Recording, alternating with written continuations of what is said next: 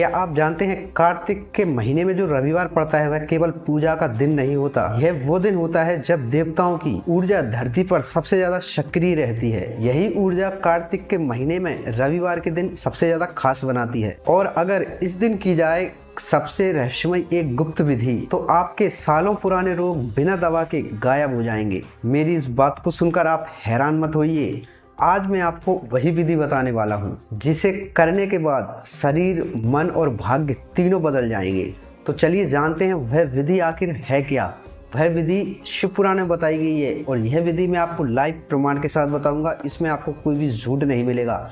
इस विधि को करने के बाद आपके शरीर में पुराने से पुराने कोई भी रोग होंगे वह भगवान शिव की कृपा से गायब हो जाएंगे। इतना बड़ा महत्व है कार्तिक के महीने का। यह विधि खासकर आप ध्यान रखें, केवल कार्तिक के महीने में जो रविवार पड़ते हैं उन रविवार के दिन ही करना है, अन्यथा इसका लाभ आपको नहीं मिल सकता। देखिए, कार्तिक का महीना बहुत खास होता है क्योंकि कार्तिक के महीने में भगवान कार्तिकेय का जन्म हुआ था, इसलिए वह महीना बहुत महत्वपूर्ण रहता है। और उस कार्तिक के महीने में जो रविवार पड़ते हैं, कितने भी रविवार पड़ें, 2 या 4 कितने भी पड़ें, तो उस कार्तिक के महीने में जो भी रविवार पड़ता है उस एक रविवार को आप यह विधि कीजिए। आपके पुराने से पुराना रोग शरीर में होगा वह आपका जल्दी ठीक हो जाएगा। इतना महत्वपूर्ण विधान बताया गया है। अब वह विधि जानिए लाइव प्रमाण के साथ। आप खुद देखिए, शिव पुराण में लिखा है, कार्तिक मास में देवताओं का यजन पूजन समस्त भोगों को देने वाला होता है।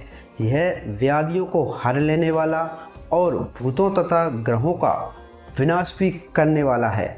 कार्तिक मास के रविवार को भगवान सूर्य की पूजा करने और तेल तथा कपास का दान करने से मनुष्यों के कोढ़ आदि रोगों का नाश होता है। ध्यान से समझिए इस बात को। आपको क्या करना है, कार्तिक का जो महीना चल रहा है, कार्तिक मास में खासकर दिवाली आ रही है तो अभी कार्तिक का महीना प्रारंभ है, चल रहा है।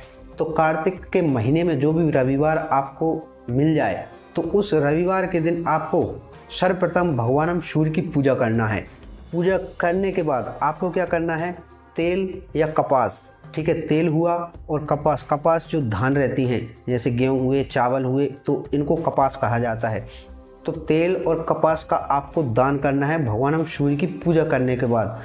इस विधि को करने से, इस दान को करने से आपके कोढ़ जैसे रोगों का निवारण हो जाएगा। इतना विधान है, यह विधान बताया गया शिव पुराण में और यह सत्य है। आप कीजिए, करने में आपको कुछ नहीं लगेगा, ना तो आपका पैसा लग रहा है ना कुछ लग रहा है, केवल भक्ति और भाव रखिए आप। तो आप कार्तिक के महीने में रविवार को यह विधि अवश्य करें तो आपके कोढ़ जैसे रोगों का नाश हो सकता है। और सुनिए, हर्रे होती हैं, हर, काली मिर्च हुई, वस्त्र हुए तथा दूध आदि के दान से और ब्राह्मणों की प्रतिष्ठा करने से क्षय के रोग का नाश होता है। यह विधि भी आप कर सकते हैं, ठीक है। देखिए, आप सुनिए, हर्रे, काली मिर्च, वस्त्र तथा दूध आदि के दान से आप इनमें से कुछ भी वस्तु दान कर सकते हैं। यह कब करना है आपको, कार्तिक के महीने में भगवान सूर्य की, ध्यान रखिए, प्रथम कार्य आपको भगवान सूर्य की पूजा करना है। इसके उपरांत ही यह कार्य करना है आपको। आप इनमें से हर्र दान कर सकते हैं, काली मिर्च दान कर सकते हैं, किसी को वस्त्र दान कर सकते हैं, अन्यथा दूध दान कर सकते हैं। तो यह कार्य से आपके क्षय का जो रोग होता है वह रोग आपका नष्ट हो सकता है, यानी आपको उससे राहत मिल सकती है। इसके बाद दीप और सरसों के दान से मिर्गी का रोग मिट जाता है। ध्यान से सुनिए, दीप और सरसों के तेल, जो सरसों का तेल होता है, मीठा तेल यूज ना करें, आप दीप का दान करें और सरसों के तेल का दान करने से मिर्गी का रोग मिट जाता है। तो यह रोगों के निवारण की विधि बताई गई है। खासकर यह विधि कार्तिक के महीने में रविवार के दिन करना है। आप ध्यान से समझ लें। तो आप यह विधि कीजिए, इसमें आपका कुछ नहीं लगेगा, केवल श्रद्धा और भक्ति भाव रखिए आप। तो इस भक्ति और भाव के साथ अगर आप यह कार्य करते हैं तो आपके पुराने से पुराने रोग दूर हो सकते हैं। विश्वास रखिए, विश्वास पर ही दुनिया कायम है, यह समझिए।